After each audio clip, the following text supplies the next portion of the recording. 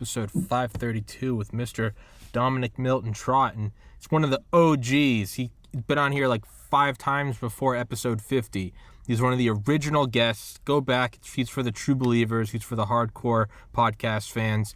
He's the author of The Drug User's Bible, which is a definitive encyclopedia. There it is, a definitive encyclopedia for really all recreational drugs. But I'm going to butcher your introduction, so introduce yourself, man.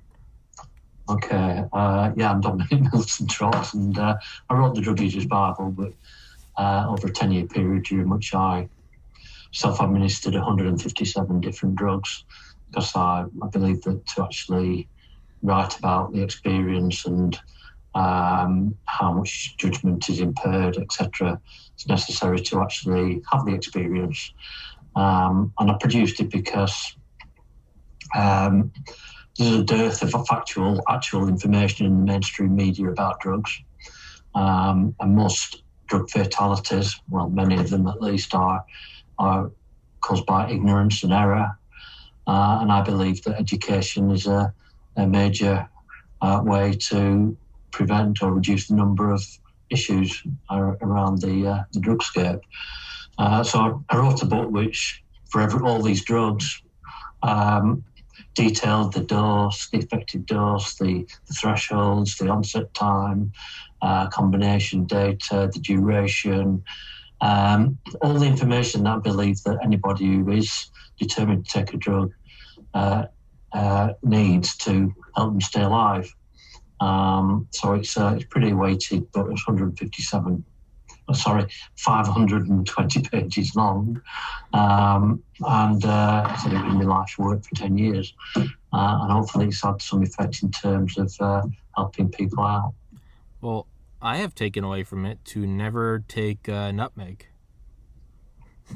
Yeah, that's what. I mean, the original title of the Drug User's Bible was The Honest Drug Book, because there's a great deal of dishonesty around drugs.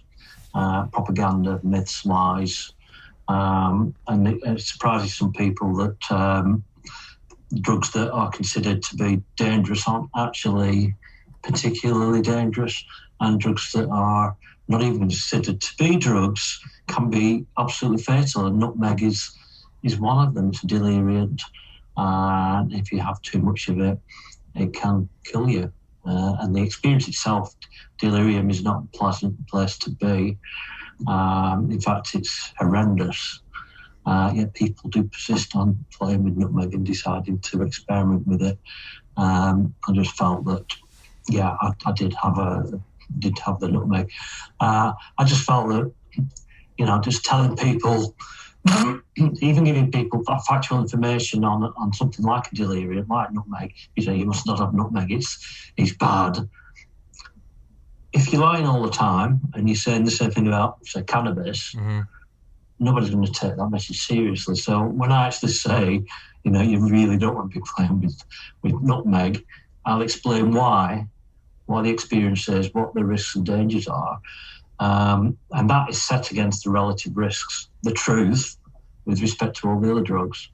Nutmeg is one of the worst experiences I ever had with the drug. And it's an extremely dangerous drug to experiment and play with. So for everybody listening, we've done several episodes, and each episode we normally choose 2-3 drugs to kind of go into and talk about your experiences with. And I think to date my favorite one was Bangladeshi. It has Bangladeshi, yeah. We'll say again we won't go into it now because our time is limited. But there is an episode where he talks about it's like a hard cannabis hashish kind of drink, and Dominic drinks it, and he's in like India or something, and he ends up watching these funeral pyres on like the side of a river, and he's like I'm fine, and then, as anyone that has smoked too much at one point in their life knows, the anxiety hits, and then you realize that you're in a foreign country watching bodies being burned on a river, and you're like, I don't speak the language, and you're like, what the fuck am I doing? And so that's just kind of like the gist of like what these episodes are. So I highly recommend people going into them. These aren't cold scientific and here's the enantiomer and a hydroxy. No, it's Dom, like, I'm in the back of a cab, and I can't do your accent. I'm in the back of a cab, and I'm high as a kite, and there are these burning bodies, and I'm like, is the cab driver trying to kill me? And I wake up the next morning, and yeah, it wasn't that bad. And so that's what these episodes are like, and they're absolutely fantastic. And a sin on my part that I haven't had you on more recently. It's been a rather hectic 2021. But so which are we going on? Because it's 2:26 now my time. I can do about an hour from this point. So yeah, we can do it. I thought what I'd do is I can talk about a drug I've had recently. Okay. And then I can give you a bit of my perspective of that I've been studying with psychedelics with respect to the nature of time. As Aldous Huxley said in Doors of Perception when he was on mescaline, he said, "What do you think about time?" And he goes, "There's plenty of it." If only that was true. Yeah. So I'm going to stop running my stupid mouth, and Dom, how about you take it away, my friend? Okay. Well, I have a sort of joke at the start of the book, because I once read on a forum people talking about, I'm trying to eyeball this drug, and they were trying to put it in their eyes. They'd misunderstood the term eyeball. If you eyeball a sort of a dose of cocaine, it means you actually look at it and sort of say, I'll have that much of it. Yeah. And so, that's not a good idea. Weigh your powder, weigh your drugs. But somebody was trying to literally put this stuff in your eyeball. So obviously it's a safety book. Its subtitle is harm reduction, risk mitigation, personal safety. So I didn't really think I had to say it, but I said it anyway, and I say that don't put anything in your eyes, as a sort of tongue-in-cheek, light-hearted jest. However, I recently discovered something called Sananga, which is a root used in the Amazon. And now it's not actually in the Drug Users Bible yet, because it's only recently, and I will actually get it in some sort of update or upgrade at some point in the future. And I'll just find the notes I've taken and read the intro to it, just to explain what it is, if I can find it. Yeah, you're good. Take your time. Yeah, don't panic, Steve. Don't panic. It's here somewhere. No, you find it. No, you're fine. Yeah, that's hilarious. Here it is. Yes, Sananga. Yeah. Okay. It's sometimes used in ayahuasca ceremonies. It wasn't used in mine. And it's known for its use as a tribal Amazonian eye medicine, in particular to sharpen night vision. However, the internet is also awash with claims regarding psychoactivity and spiritual use. It aligns the chakras and all this sort of third eye, stuff that people talk about. So I thought, oh, great, okay, well, I've got to get hold of this root. And it's you drop it in your eyeball, and it hurts. It's supposed to hurt. So it wasn't something I was thinking, this is going to be a barrel of laughs. And it took me forever to actually get hold of it, but I did. So I got hold of the little bottle. Thought, okay, well, you put 2 drops in each eye, then you close your eye, and you try not to scream too loudly. And then it happens, whatever it happens to be. Mm-hmm. So I lay on the bed, and it's legal because it's just sort of not a drug really. It's and I bought it from this country, funnily enough. Someone else had imported it, so I didn't do anything illegal. I got hold of it and stuck it in my eye. And for a minute or two, I think about it stings and burns as anticipated, and my closed eyes water, despite attempting to retain the fluid. I blink a few times, and tears run down my face onto the pillow. There is a rush of blood to my head and a humming sensation, but all quickly passes, and I lie still and quiet for 5 minutes. Okay, so yet my brain goes sort of hot, and I'm sort of, thinking, well, there's no real route to do that sort of biologically that I'm aware of. Maybe it was just a shock of putting this painful stuff in there.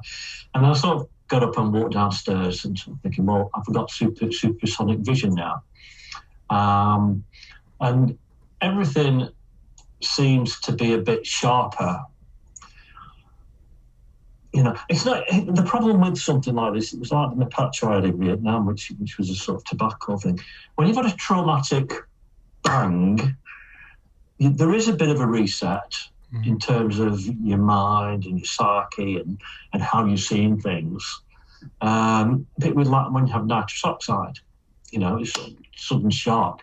It sort of does that. So I'm walking around and I'm thinking, is this placebo, or am I really seeing things a bit more clearly? And I wasn't sure. So the following day I thought I'll do this again. I did a bit earlier. I did this one 4:30 p.m. the following day.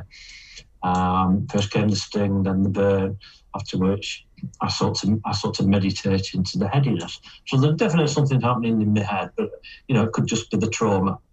And I focus on the breathing, and we're supposed to meditate in the Amazon into this thing. And at the end of it, I got up and I walked around. I still wasn't sure about the vision. I did notice that at the time when I did this, I was a bit stressed, and at the end of it, I wasn't really stressed at all. So the results were sort of inconclusive, but I couldn't dismiss that it was having some sort of effect, but I couldn't confirm it was having an effect, whether it was just the fact that I put this painful fluid in my eyeball that was just. And if I'd have put salty water or something in it, would have had the same effect. I don't know.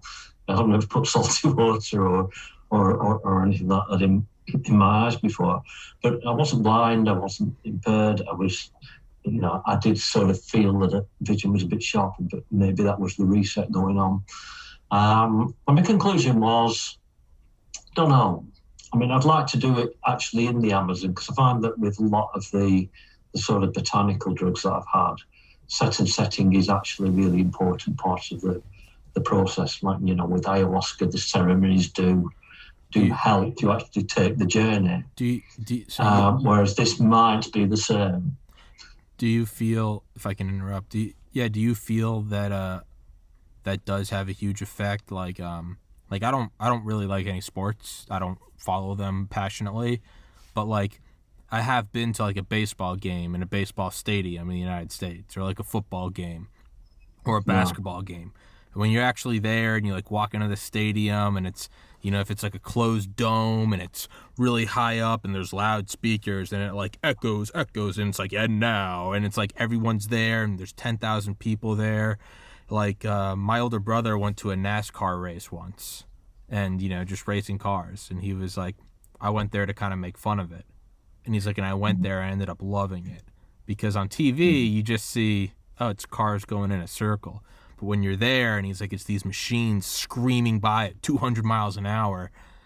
So as someone that's really only ever done drugs in like my own setting, like when I did experiment with them, like 2013 to 2015, I was often doing it in my own room. Do you find that, as someone that has written the book on it, do you find that that does have a profound effect, like set and setting? It depends on the drug, but set and setting certainly with psychedelics. You mentioned the sort of baseball match, or it could be a football match over here. But, you are part of the atmosphere when you go to the ground, go to the stadium.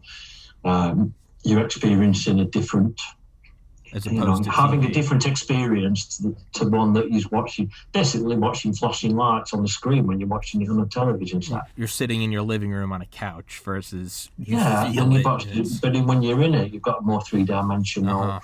All your senses are firing, and it's a radically different experience. Now add a drug to that equation.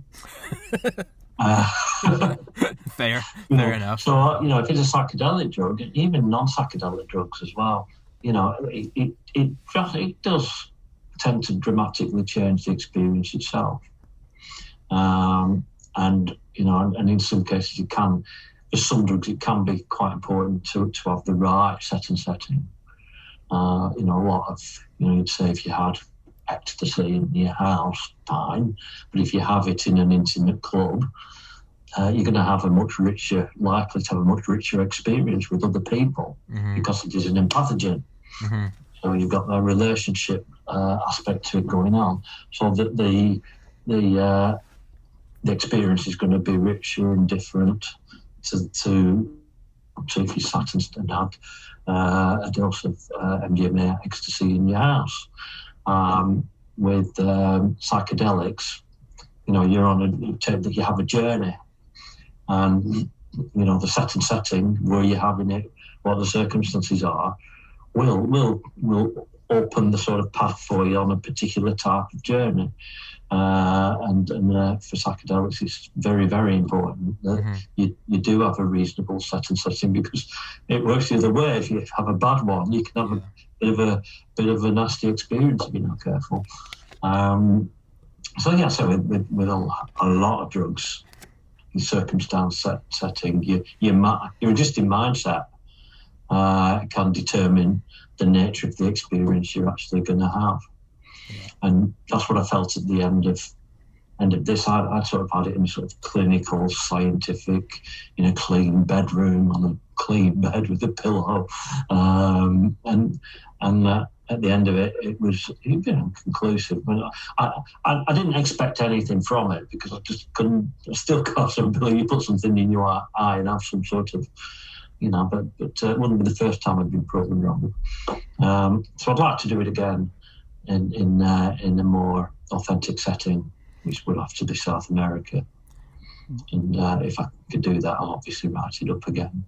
And unless I completely glossed over me, what were the actual mental effects? I know you said you could see things, it was sharper. Was there any profound No, there was no psychedelic journey. Okay. My sort of head, it was like a rush, blood to the head, if you like. My actual brain as an organ felt hot. My head felt hot. Okay. Now, could easily that have been caused by the shock of sudden this really, really, really painful thing going in your eye. Yeah. And then having to do it in the other eye before you actually, like an adrenaline. Lost the plot. So suddenly everything's going on because you're thrust into this space of pain and stinging and what's going on around me. So again, that's why I'm sort of inconclusive about whether there was actually an effect from the Samanga or whether that was all caused by the mere fact that I'd put some foreign body into my eyeball. Yeah.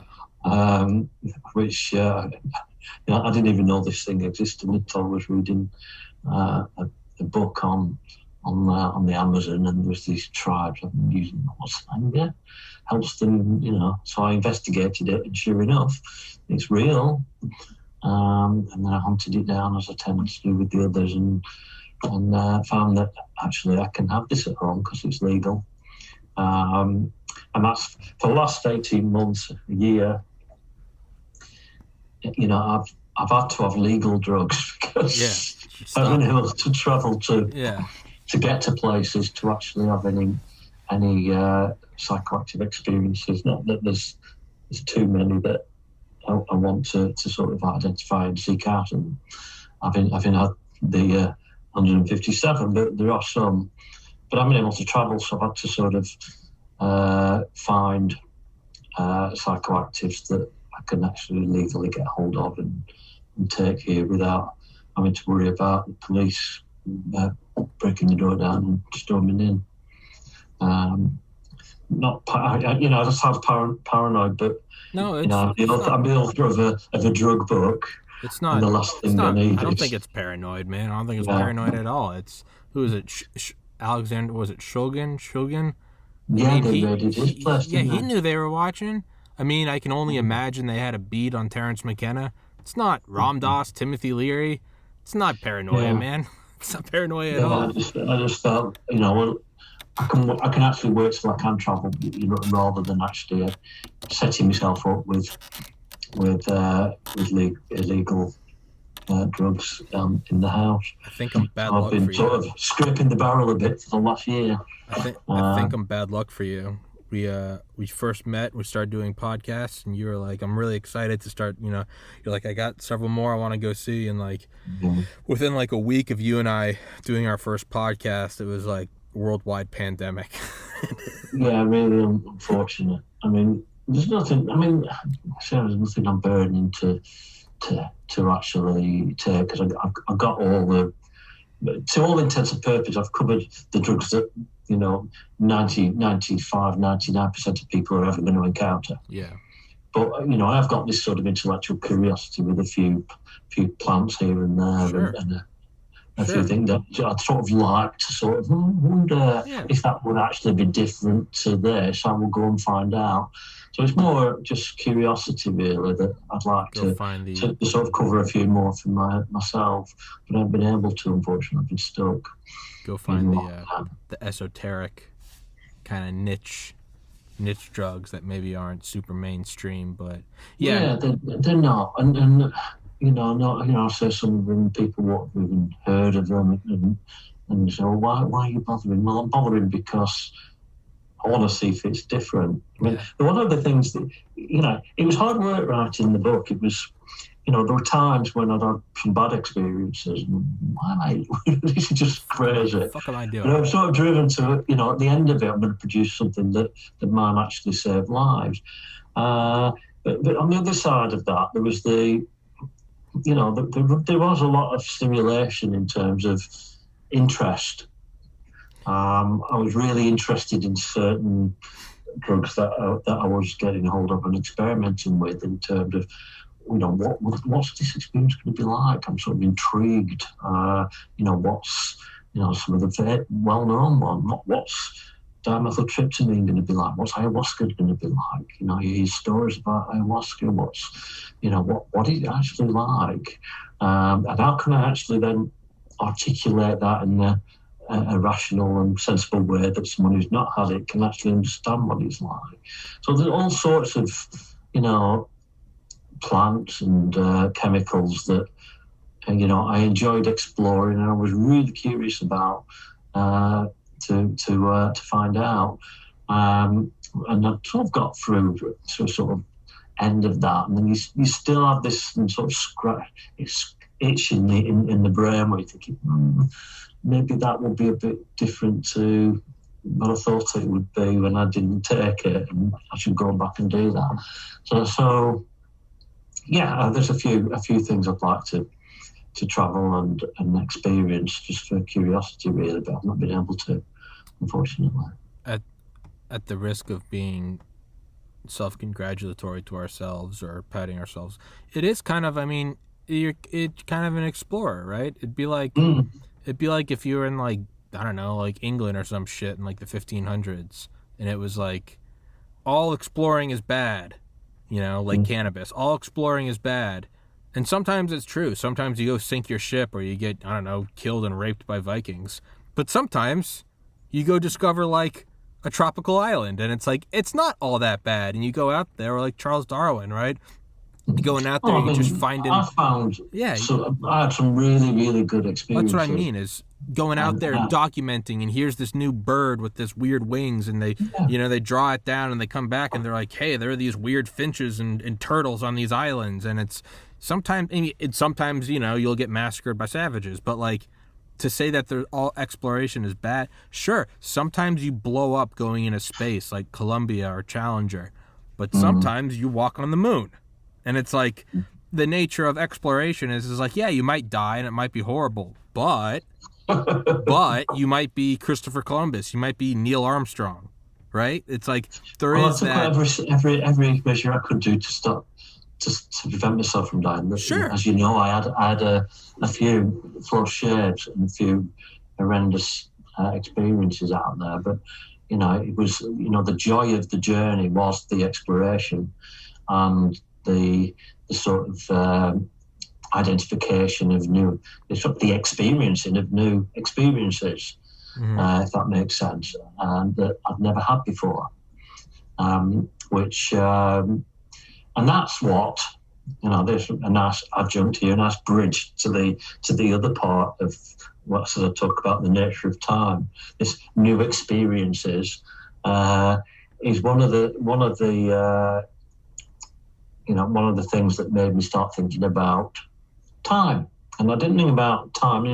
What's he talking about? Well, I'm quite old relative to you. How old are you? And one of the things I've noticed was. How old are you, One Dom? of the things that everybody notices, old enough to remember the Beatles. Okay. One of the things that everybody notices when you get older is that time passes more quickly. Mm-hmm. If you talk to a 60-year-old man or woman, and you sort of say, well, which passed more slowly, 10 to 20 or 40 to 50? And they'll always say 10 to 20 was much more slow than 40 to 50. 50 to 60 was much faster than 40 to 50. So it's like this acceleration of speed through time. That perception is pretty much universal. Mm-hmm. There's videos been made on it. I think it's called xenocide. And everybody knows it. Mm-hmm. But it's, nobody talks about it, and nobody talks about, well, why? Some people do, but generally it's not spoken. You'll not read it in the mainstream media, generally speaking. Time is passing. So if you're old, you should. I mean, I'm sure people do. I do. I think, well, okay, well, I think I've got a quarter of my life in front of me because I've got this year's, I'll live to that year. And you're actually thinking about it and thinking, actually, I haven't, because time's accelerating. So in terms of my life experience, I've got less than 10%. Oh, yeah. And then you can start thinking about this brick wall that you're going to smash into it at increasingly high speed called death. So I was sort of thinking like that, thinking, well, why does time speed up? And is there anything I can do to prevent time speeding up? So that these last few years I've got, I can make them last as long as, say, 0 to 10 or 10 to 20, which seem to last forever. If I can interrupt for a second, sorry. Yeah. I've always known that's a thing, and I think they've tried to explain it biologically. Like, do you actually perceive time going by faster? But I think it was Joe Rogan that said, and it was actually pretty simple. And he goes, is it just percentages? When the difference between the age 9 and 10 is 1 year, that's 10% of your life. I'm 30. The difference between 30 and 31, or I'm 31 now, excuse me. The difference between 30 and 31 is 3% of my life. That's only 1 year. The difference between 50 and 51 is, 2% of your life. So it's, am I doing the math right? I'm not doing the math right. I know the argument, but sure. That doesn't. When you're 1 to 10, you're not thinking about what percentage of your life it's in. Sure. And when you to 20, you're not thinking, so that's not apparent. Okay. And I sort of started thinking about, well, what times of my life, forget what age I was, what was I doing, and what parts of my life went more slowly than others. And what I found was that the times in which I was actually having novel experiences, new experiences, went more slowly. Mm-hmm. And the times which I was sort of between 30 and 40, say, when I was working in an IT department at a bank, and it was a routine habit, they went quickly because I can't remember anything about them. It was all the same. It was habit. Okay, so I started exploring and thinking about that, and that made me sort of contemplate, first of all, what McKenna talks about, which is habit versus novelty.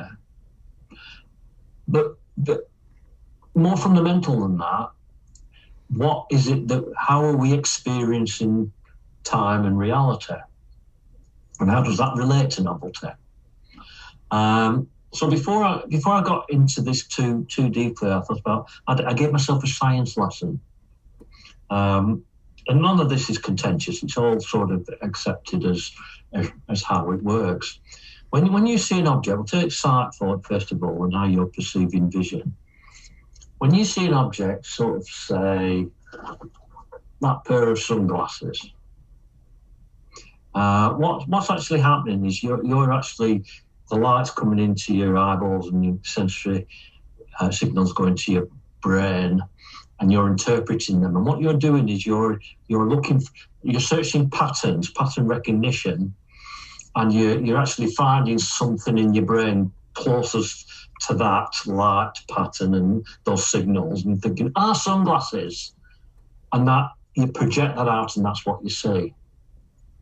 So you sort of project out when you pick to something else. 6 months else, you do the same thing. So you project out this sort of hallucination, if you like, from sensory inputs. Okay. And I'm going to give you a little experiment here to actually illustrate what I mean, because I probably haven't articulated that very well, but hopefully this will make it more clear.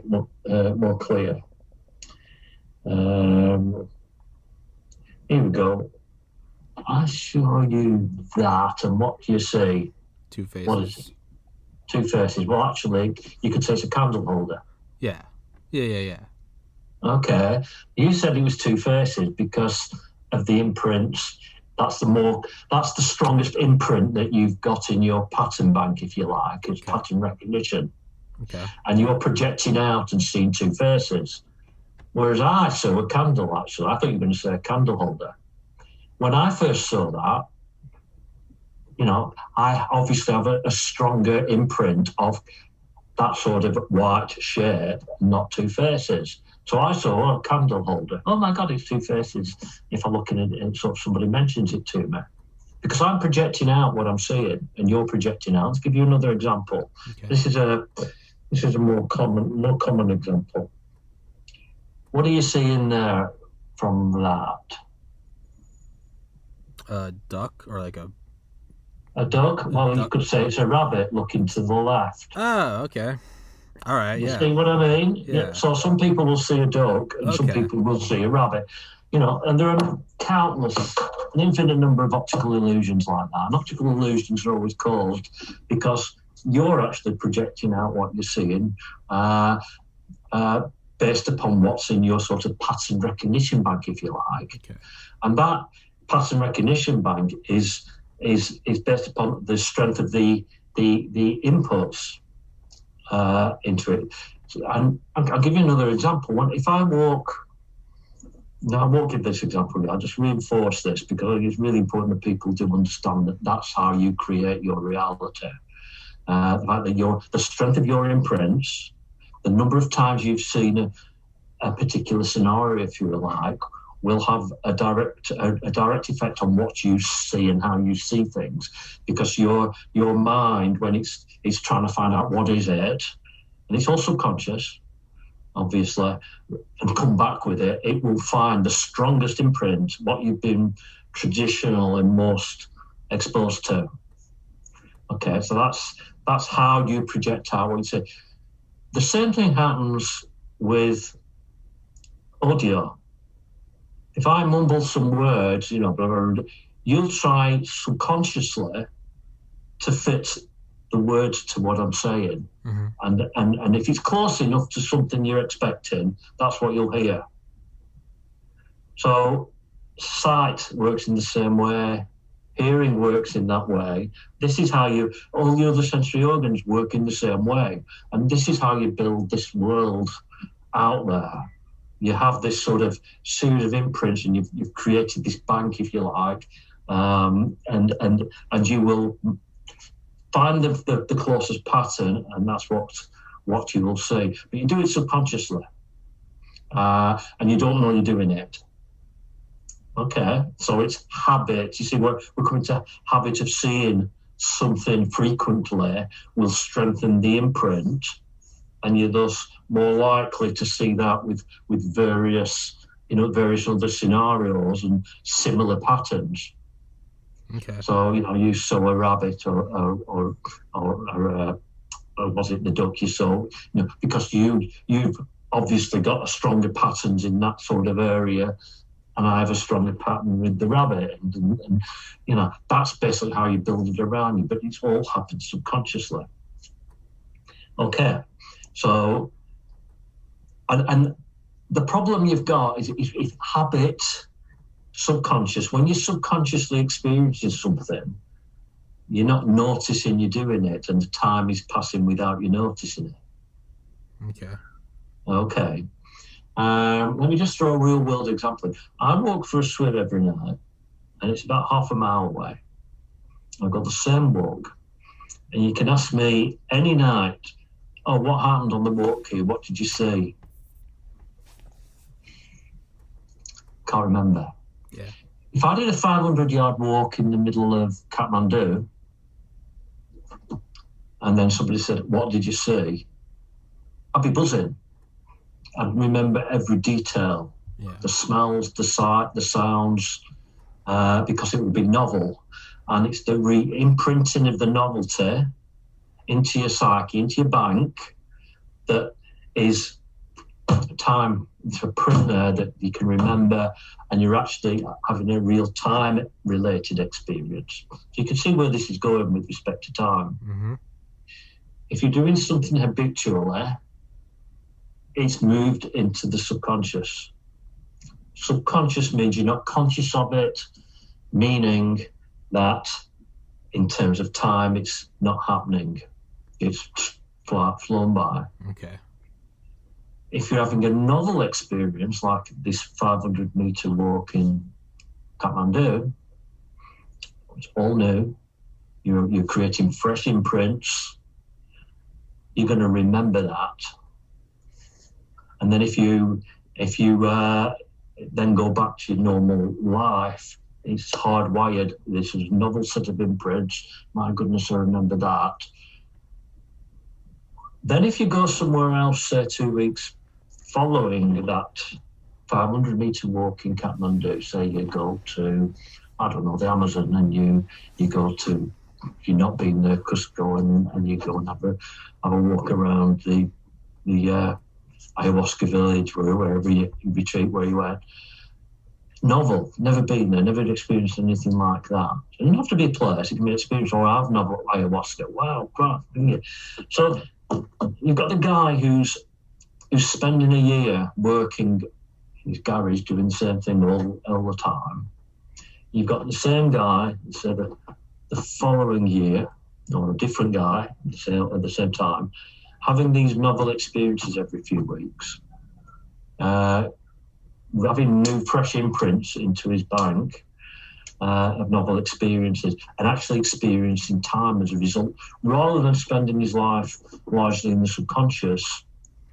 He's having to use his sensory organs, reinterpret things, and put fresh imprints, and he's consciously having these experiences. So at the end of a year, said Guy A has been doing the habitual stuff, and Guy B has been doing the novel experiences. When they look back on the year, the guy who's been having the habitual year will thought that year flew by. What happened?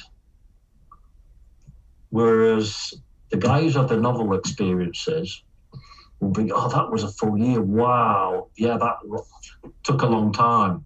Yeah. You spread that out over more than a year, because we're talking longer for a time, over 10 years, and it becomes more apparent. Because I know that between 30 and 40, I didn't do much novelty.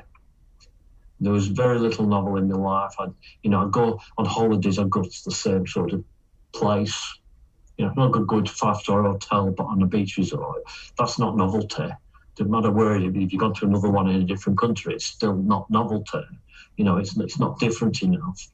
I know that the 10 years I spent writing the book, this is how I got onto this subject, of having these novel drug experiences and traveling around the world and putting myself in completely bizarre situations, that 10 years went really slowly, much more slowly than 30 to 40 and 40 to 50. Okay. So basically what I'm arguing is that the speed with which you experience time is related to the amount of novelty you experience in that time. The less novelty you have, the faster that time will pass when you look at it retrospectively. The more novelty you have, you experience, the slower that time will pass when you look back on it retrospectively. And knowing that and having a handle on that, and I said it ties with a lot of other people's theories and McKenna's novelty versus habits and all sorts of things. But doing that gives you a sort of handle and a mechanism to actually control the speed of your own life. So when I look forward, I think, well, I know that if I sit in this office and, I think I'm having, it's quite contented, and I don't do anything, the next 10 years are going to fly by. But I also know that if I do what I did the previous 10 years, and I'm going to really weird places and having outlandish experiences, and it doesn't have to be travel. You can actually find different things to do that you can get to locally or do even in your own house. As long as these are novel, completely different experiences that make you sort of bring your senses alive to actually experience them. As long as you're having that, if I have those in the next 10 years, I know that those 10 years will pass far, far more slowly than if I don't do that. And I think that's, it's people may argue with that, but I'm pretty confident that I'm brilliant. I think I'm right, and I think that, and that's what I think, well, I can't find a counter argument for anything I've said, because the science about how you project and experience reality is sound. I've not invented any of that. That is totally accepted, how you project on a pattern recognition basis. I've given some examples I've shown you how you do it. And I've explained how, do something of it. You walk to the club, you won't remember it, and you won't time stop it, but spend 500 metres in Kathmandu, and you bloody well will. And then try and back to it. Just experiment yourself. And people who watch this podcast, try doing that. Try purposely seeking out and planning novel experiences in your life. And then, if you're young-ish, then look back on it, and you will find that that time will have passed more slowly than the time in which you just went on sort of, Autobot habits, and sort of potted through doing nothing particularly new. But you don't have to make these experiences novel, because, one of the things you do find when you have a novel experience, I've walked through really weird places, and when I've done that, of course, they're not weird to the people who live there, yeah, but they're weird to me. We've got a totally different culture. I've noticed that a few things. One, I feel separate and distinct from it. And that's because my eyes are sort of, my brain's aware that visually this is all different. You better pay attention. Mm-hmm. Ears, smell, taste, all my senses are firing. And I'm almost aware that my senses are on fire, dragging in this new information, this really weird place, and it's imprinting all this information in my memory banks, which are going to have an effect on how I perceive it as time. But at the same time, it elevates your mind to sort of make you happier, because, people meditate to separate themselves from the sort of, the sort of random thoughts and catching thought. Well, you go into a strange environment, and, what's the word I'm searching for? You sort of almost become, completely isolated from the environment, weird environment you're in. You're different to this. It's like if you've been from the Enterprise onto an alien planet, you're aware you're on an alien environment, and your senses are firing, and you're taking everything in, and you feel really quite high on that, as a sort of life high, if you like. Well, it's like driving to a new place instead of going to the place. You ever drive to a new neighborhood to go see a friend, and you got to turn off the radio because you're like, hold on, I got to pay attention, and what's this, and different. Everything's alien. You go to driving's actually a really good example of something you do habitually. When you first drive, it's exciting and you're alive, and you can remember the first few times you drove and your driving test, because it's all new and these are novel experiences. And you can remember driving on your first drive alone. Now because you drive so often, it's habitual, and you don't even think when you're driving. You're driving in autopilot. It becomes subconscious, and anything that has become subconscious, the time you're not conscious of the time, and therefore it's totally flying past you. It's totally flying. You'll look back on it and you think, where did that go? Yeah. And driving's a great example of that in practice. Because when you're driving quite a lot, you don't know you're putting your brake on, and you don't know you're changing gear if you haven't got an automatic. You don't know that. You don't know. It's just automatic. You become automatic. It becomes subconscious, and you can't remember anything. You can't remember doing it. Just like my walk to the swimming pool every night. I don't remember anything about it. It's become subconscious. Therefore, time flies past because you're not conscious of the time. You put yourself in a completely alien situation and you become totally conscious of the time because nothing's subconscious. You have to be conscious because you're having new imprints, taste, smell, sight, hearing. It's all new, and it's been hard imprinted into your psyche there for the future. It's like if you've ever driven into Manhattan before, like New York City. First time you see New York is amazing. I remember the first time I saw it. The first time I drove in was like drove over that bridge. Holy shit! You feel like you've never driven before. Yeah. And every exit's like, get off now, get off right, and you're looking around and you can't see. Everywhere you look up and it's skyscrapers going up a mile and everyone's honking and you're just, you park the car and you're like. But goddamn, if you don't remember it all. No, you don't. I mean, when going back to when you between 1 and 10 and 10, 20, the reason that's going more slowly is because you're having more novel experiences. New. Everything's novel. Okay. As you get older, everything becomes habitual and autopilot. You've seen and done everything, and therefore it's going faster because it becomes subconscious.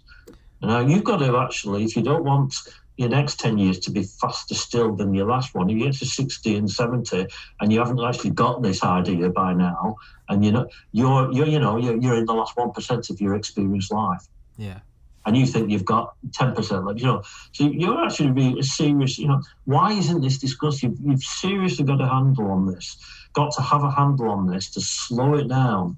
And this applies to everybody. And it shouldn't be Dominic, Milton, Trott, the author of the Drug User's Bible, saying this. This ought to be something that society discusses openly, strongly, frequently. And people understand that they can have a serious impact on the quality and length of their life by understanding how to slow time down and how subconscious becomes subconscious, and how it's important to do more conscious and less subconscious to slow down the remaining years of your life. That should be on the, in the mainstream. That should be something that people, because it affects every human being, it's there for everybody. Yet nobody talks about it. And when I sort of, you've got to be certain types of people to actually have an interest. I don't understand why. I try and tell this to someone and they look at me as though I'm an imbecile. I think, it's like with a guy again. And I'm thinking, why aren't you getting, I'm doing you a favour, buddy, by telling you this. Yeah, I think it's probably the association with drugs and preconception. But it's absolutely true, though, that you can, if you know this, and you actually don't take my word for it, do things for yourself, experiment with novelty, read research about novelty, research about how you experience time, and spend a bit of time doing it, and you will hopefully learn how to manage time a bit more effectively than you would do now, which is basically everybody's got a zero knowledge of how to do it. Mm-hmm. Oh, that's just the way it is. Everything's speeding up. Mm-hmm. And if you actually understood that the implications are, if you're 50 or 60, you've got less than 10% of your life left. Yeah. much less, because the what you've got the rest of your life is going to be compressed, because you're going to have so little novelty in it. Yeah. You know it all, you've done it all, you've got your habit, you play golf every day, and you think you're having a great autumn of your life, and you're not, you're wasting your life. Yeah. Because it's going to whiz by and you'll be sorry. But you can change that. You can enjoy your game of golf, but you enjoy it much, much better if it's interspersed with perhaps of extreme novelty. Yeah. And I think that's you've got to find the right pattern for yourself. All novelty, you don't really need to do. You don't have novelty, a bit of habit, novelty, bit of habit. But you've got to manage that sort of relationship between the two to get the most quality and the longest experience time out of your life. Dom, I'm going to run to the bathroom real quick and get some water. Tell everybody where they can get your book. I'll be right back. Okay. Drug User's Bible. It's on Amazon. So it's on most online bookshops. And, it's 500 and odd pages. And so what I try to do with the specific drugs is they have the same sort of format of the data at the start, which is what the doses are, the durations, and sort of factual information, and then the quality of experience after it. In other words, what it was like for me after 5 minutes, after an hour, after 6 hours, how much control I had of my faculties, was I likely to fall into a redosing binge, which quite a few drugs cause you to just want more and more and more, and was that likely to happen with this drug, and so on and so forth. So I maintain the same pattern, the factual stuff, picture of it, and then the quality of experience for all the drugs.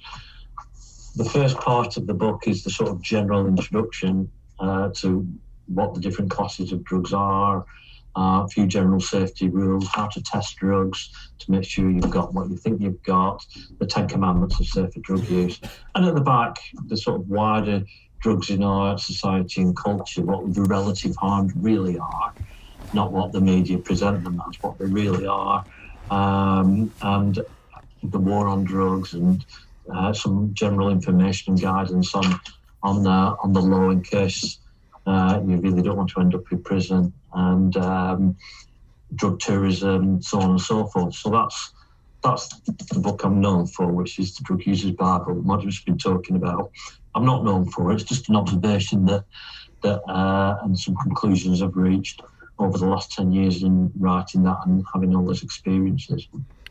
I was thinking while you're talking, so I think, as you and I covered in our early episodes, and as everyone that listens to this podcast knows, I moved home in 2016 to my parents' house. My life was kind of going downhill. I was 26. I was 25. I moved home like a day before my birthday, so 26. And then I just turned 31 3 days ago. So roughly 5 years. I moved out in April. So that 4.5 years felt longer than the previous 26.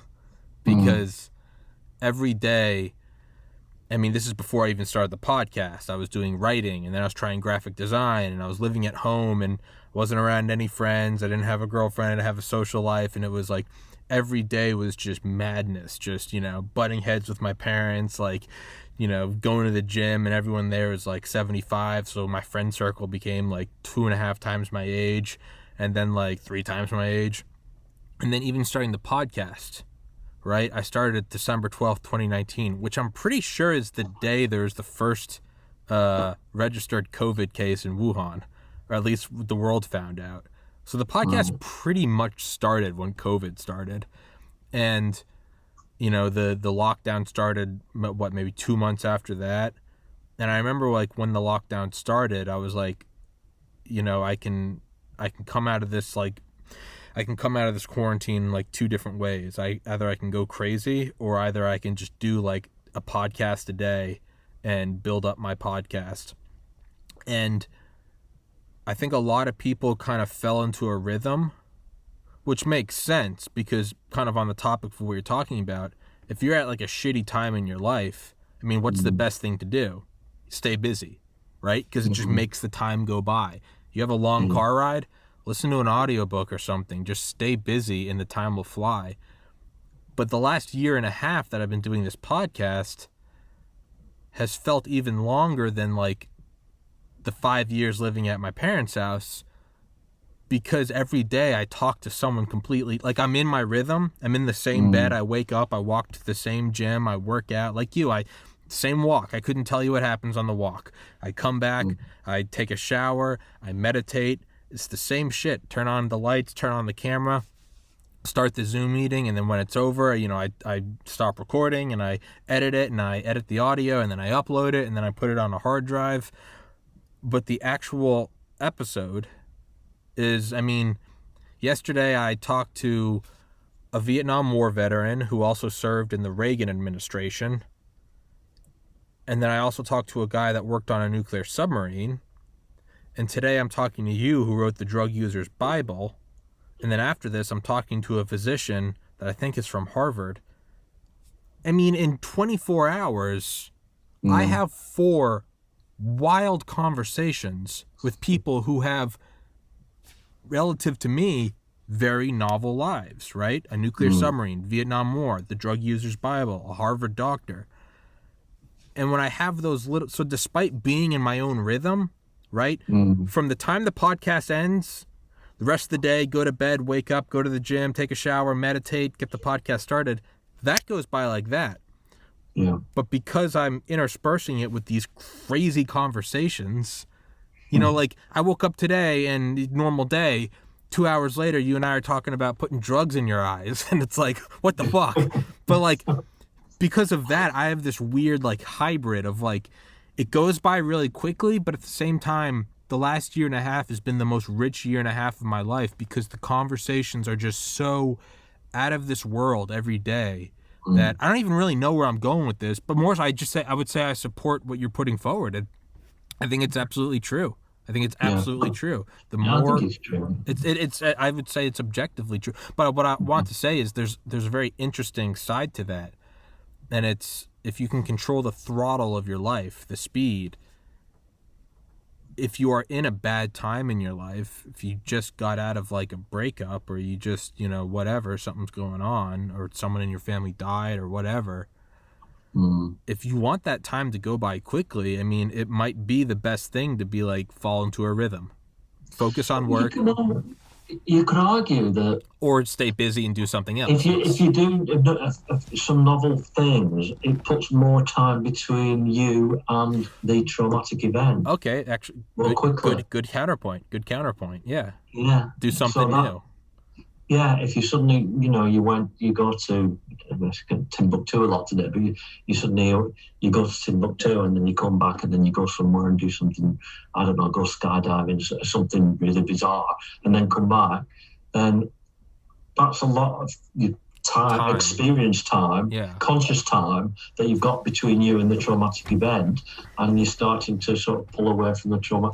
Whereas if you don't do that, and it's, you're dwelling on it, and your times, when you're experiencing it's going slowly because it's habit, but the time between you and the event is compressed retrospectively because it's subconscious time rather than conscious time. Maybe I should change my terminology to subconscious time versus conscious time, as opposed to habit versus novelty, but they're the same thing. You could say subjective time versus like chronological time. The reason I call it novel is because the experience has to be novel, because in other words, it's not going from one habitual experience to a different habit that you have, because it has got to be something new, some novelty and some novel rich experience that you actually have to have the effect of re-imprinting the patterns. Yeah. All to do with this imprint of patterns on your, in your memory banks, the of how you view, how you perceive the world and reality. It's, I was thinking, what about, things like dieting? dieting, I find it's good when you fall into a rhythm. You wake up, you go to the gym, you do your thing, you come back, eat the same meals, just count the calories. The days go by quickly. But that's just a side note. But yeah, for novelty, it's like, so now think about, what about, the people that maybe just can't afford to just up and go to Timbuktu, or the people. Yeah, well, it doesn't have to be travel. Well, that's what I mean and for people that, I have an awesome life. I get to talk to people every day. Not everyone has that. I think back to summer 2013. I was taking summer courses at UGA, and that summer, I remember I was really, really getting into meditation. I've been meditating for a while, but really got into it.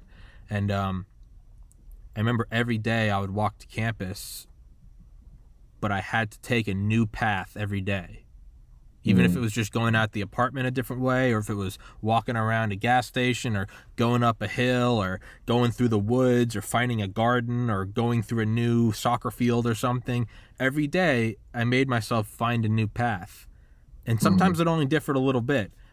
But I remember doing that, and I vividly remember that whole summer like crawling by. And I loved it because it was the summer. And I was taking like one class and my life was easy. But it goes to like meditation. Like, what if you can't, what if you're busy? What if you've got kids and you have to go to the same job every day and take the same, that kind of work. It's an interesting one because they're giving you novel experiences anyway. True. Okay, but I guess I'm looking at like, how can someone experience these novel things? And I would say the cheapest way and most accessible would probably be to meditate. Meditation gives you a fresh view on everything. You can do meditation. There's lots of things you can actually. Or acid. I take drugs with it.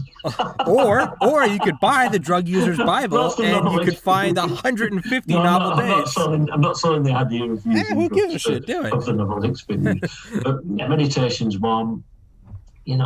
Anything that takes you out of your habit into a completely different zone, if you like, a novel zone, out of your comfort bubble.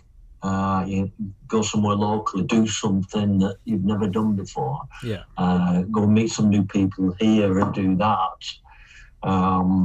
But just sit down and write down and plan. Okay, in the next 6 months, I'm going to have 10 novel experiences that I've never done before that are seriously different.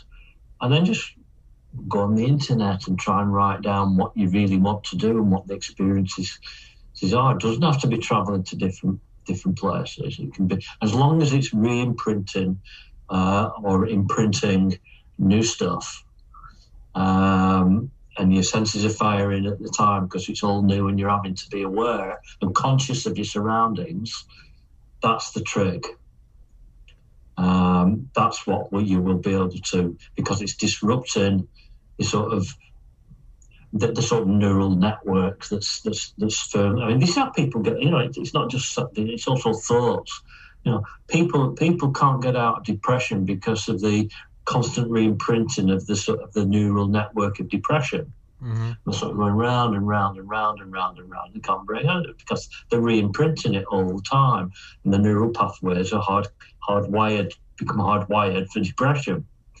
And it's hard to get out of. One way of getting out of that is ayahuasca, because it creates neural plasticity. Mm-hmm. And it loosens the neural networks and the imprints. So, boy, if you do that, have some new imprints to put in place over the top of the depression, and you might actually work. But you just think about situations that you can put yourself in which everything is new and you've not done before, and you're having to have your wits about you, be conscious of the surroundings.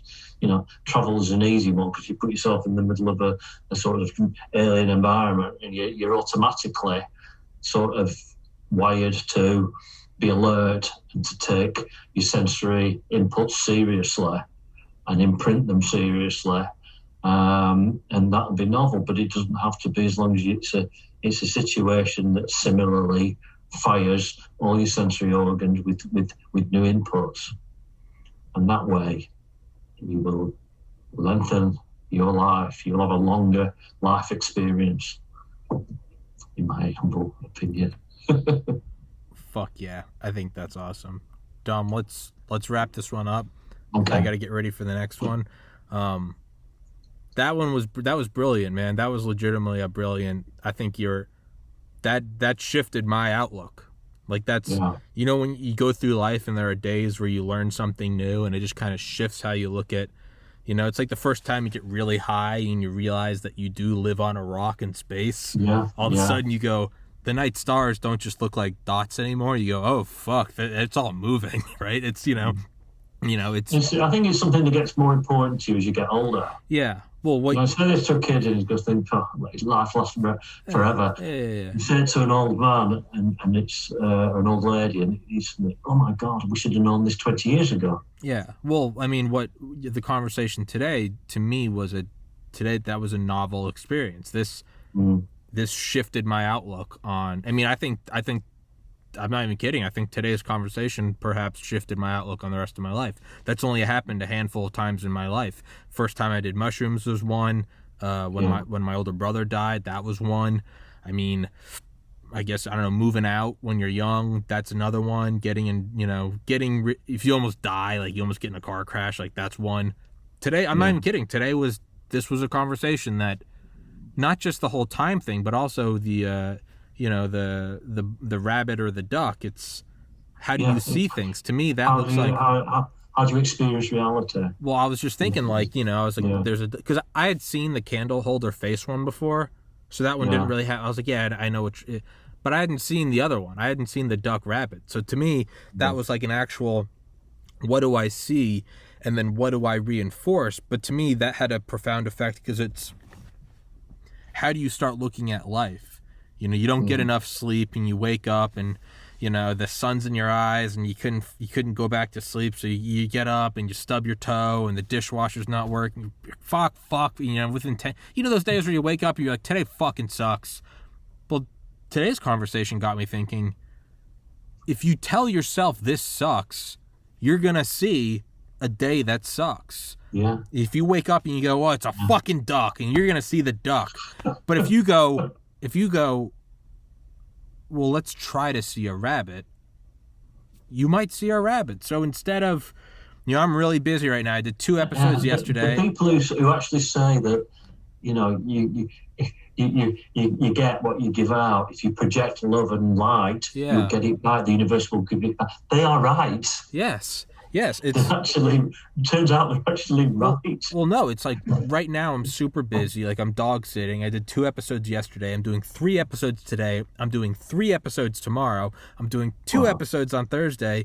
And then I'm going out of town to see family. And then I'm going to be, and to me right now, it's like my mind's all jumbled and I got so many things going on. And I'm telling myself, I'm not going to be working out. I'm not going to be sticking to my diet. I'm going to gain weight. And I've been in this sort of like negative, like this all sucks.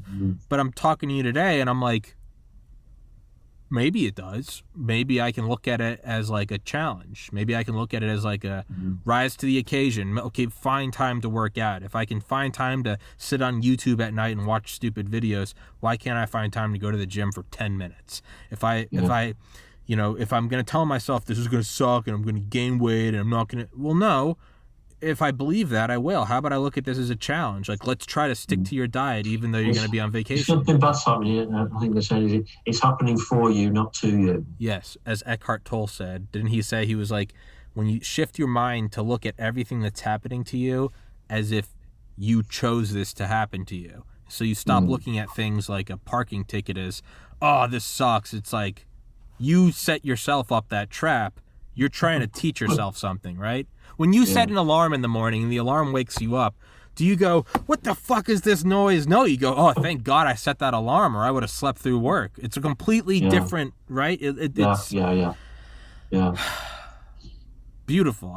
Thank you, Dom. This was a fantastic talk. Thank you for your therapy, Dr. Trott. Thank you very much for your therapy session. The check is in the mail. The Drug User's Bible. I'll put it in the description as always. Everybody go find it. Go find our earlier episodes. We've got a whole host of them. And Dom, I'll shoot you an email. And let's get back to our regular episodes. I enjoy talking to you, man. And it's been a while, but I think I need to fit you back in. You're a fascinating guy. Okay, thanks very much. Look forward to the next one. All right, buddy. Have a good day. Have a wonderful, long, extended. You're gonna find out that I go skydiving tomorrow and die, and you're gonna be like, "Fuck, Tommy died." Have a long and Have a novel long life. life. I'm dead in a field with an unopened parachute, and you're charged with murder, and you're like, "Fuck," or not. All right, Dom. I'll see you, man. I'll email you this episode when it's up, and I'll send you an email, and we'll set up another one in like September or some shit. All right. Okay, no. All right. Take it easy. Take it easy. Recording stopped. All right, buddy. Peace.